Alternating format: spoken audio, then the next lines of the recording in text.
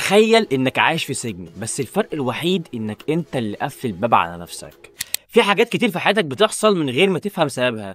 ليه بتتوتر لما حد يرفض لك طلب؟ وليه بتحس انك دايما محتاج ترضي الناس حتى لو حسب نفسك؟ الاجابه ببساطه ان في حاجات قديمه مأثره فيك، عقد نفسيه بتتحكم في تصرفاتك وانت مش واخد بالك. Your past doesn't define you but explains you. يعني من الاخر ماضيك مش هو اللي بيحددك، لكنه بيشرح لك ليه انت كده. ربنا بيقول لك ان الله لا يغير ما بقوم حتى يغيروا ما بانفسهم. يعني التغيير مش بيبدا من بره، التغيير بيبدا لما تبدا تبص جوه نفسك وتواجه الحقيقه. كان في واحد كل ما يفشل في حاجه يحس انه فاشل طول عمره، لحد ما قرر يسال نفسه هو انا ليه حاسس كده؟ فاكتشف طول عمره انه بيسمع جمله انت مش هتفلح في اي حاجه، فصدقها. ولما واجه الفكره بدا يشوف الحقيقه وبدا يقول لنفسه انا مش فاشل، دي مجرد فكره اتحفرت جوايا. في مثل جميل بيقول لك ما طار طير وارتفع الا كما طار وقع. المغزى بقى من المثل ده ان النجاح والفشل مش حاجات دايمه، المهم انك تبقى فاهم انك بتتعامل معاهم ازاي. يعني ببساطه لو عاوز تتحرر لازم تواجه نفسك، فكر فيها وقول لي هل انت جاهز تكسر السجن ده؟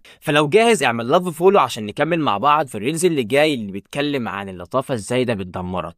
فما تستناش اكتر، هتلاقي نفسك محبوس في مكانك لو ما بدأتش دلوقتي.